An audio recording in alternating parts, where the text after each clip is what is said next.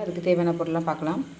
தக்காளி, புளி கொஞ்சம் எடுத்துருக்கேன், மல்லி இலை, கருவேப்பிலை, மிளகு, ஜீரகம், வெள்ளைப்பூடு.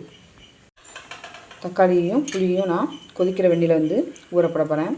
நான் ஒரு நேரத்துக்கு எங்கள் 3 பேர்த்துக்கு மட்டும் நான் எடுத்துருக்கேன். நீங்கள் எத்தனை பேரோ அதுக்கேற்றப்ப அளவு கூட்டிக்கிறங்க. கொதிக்க கொதிக்க தண்ணி இருக்குது பாருங்கள். நல்லா தக்காளி முங்க ஊறப்படணும். அப்போ தான் அது பிசையும் போது ஃபுல்லாக தோல் உறிஞ்சி அந்த டேஸ்ட்டு கிடைக்கும். இது ஒரு 10 நிமிஷம் ஊறட்டும். அதுக்குள்ளேயும் மற்ற ஜாமான் எல்லாத்தையுமே நுணுக்கி ரெடி பண்ணி வைப்போம். பாருங்கள், நான் மிளகு ஜீரகத்தை முதல்ல அடிக்கேன். ஜீரகம் ஒரு சின்ன ஸ்பூனாக 2 ஸ்பூன், பெரிய ஸ்பூனாக 1 ஸ்பூன் நான் எடுத்துருப்பேன். மிளகு ஒரு 3/4 ஸ்பூன் தான் எடுத்துருப்பேன். இப்போ இதை முதல்ல இடிச்சுக்கிடுவோம்.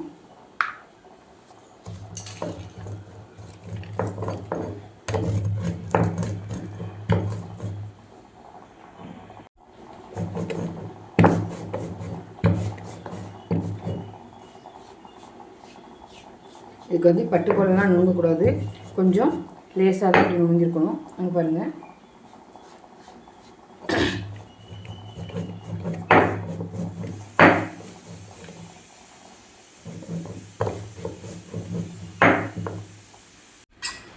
நான் வலித்து ஒரு கிண்ணத்தில் எடுத்துக்கிட்டேன். மிளகு ஜீரகத்தை ஃபஸ்ட்டு எடுத்துக்கிட்டேன். அடுத்து வெள்ளைப்பூடு,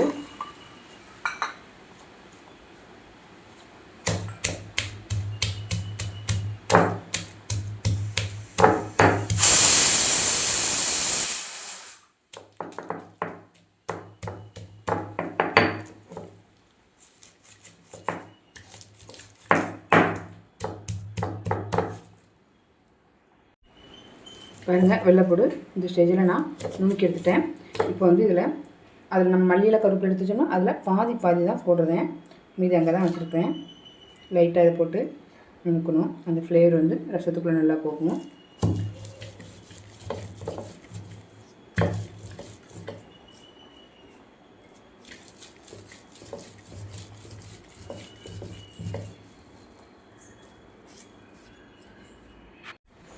இவ்வளோதான் நம்ம ரசத்துக்கு தேவையான மிளகு, ஜீரகம், வெள்ளைப்பூடு, கருவேப்பிலை எல்லாத்தையும் இடிச்சாச்சு. இனி நம்ம ரசத்தை அடுப்பில் கூட்டுறது எப்படின்னு பார்க்கலாம் வாங்க. இது கூட இப்போ அந்த மிளகு ஜீரகத்தையும் சேர்த்து 2 நுணுக்கு மொத்தமாக எல்லாம் வரதுக்கு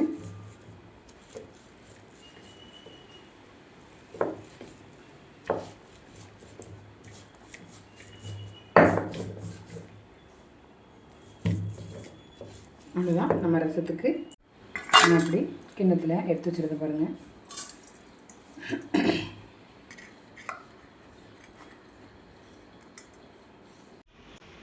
ரசத்துக்கு நல்லா புளியும் தக்காளியும் ஊறிட்டு இப்போ நம்ம தக்காளியை மட்டும் எடுத்து இந்த சட்டியில் போட்டு நல்லா பிசைஞ்சு விட போகிறோம். பாருங்கள், செக்கை தனியாக தோல் தனியாக எடுத்துட்டேன். நீட்டாக குழுன்னு நம்ம எடுத்து கரைச்சி வச்சாச்சு. இப்போ இந்த தோலையும் நம்ம வேஸ்ட் ஆக்க போகிறதில்ல. இந்த புளி கரைசலை போட்டு கரைச்சி எடுத்துருவோம்.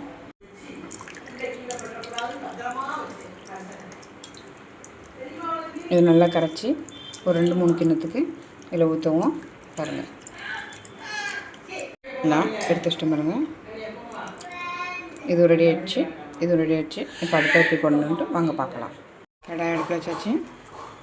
எண்ணெய் தேவையான அளவு எண்ணெய் காஞ்சோன்னா கடுகு உளுந்தம்பருப்பு போட்டிருக்கேன். கடுகு உளுந்தம்பருப்பு பொரியவும் நம்ம 2 காஞ்ச மிளகாவை நான் 2 தான் எடுத்து வச்சுட்டேன் பிடிச்சி. ஏன்னா மிளகுல உரப்பு இருக்கும், அதனால் கம்மியாக தான் சேர்க்குறேன். நம்ம இடித்து வச்ச மசாலா நான் ஆட் பண்ணிக்கிட்டேன். இதை சிம்மில் போட்டு நம்ம ஒரு 5 நிமிஷத்துக்கு நல்லா வதக்கி விடணும். அடியில் பிடிக்காத மாதிரி கிண்டிக்கிட்டே இருங்க.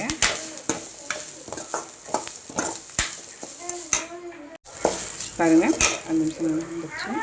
அப்புறம் மஞ்சள் பொடி, காயப்பொடி இதை கிண்டி கொடுத்துருவோம். லைட்டாக நம்ம கரைச்சி வச்ச புளியப்போ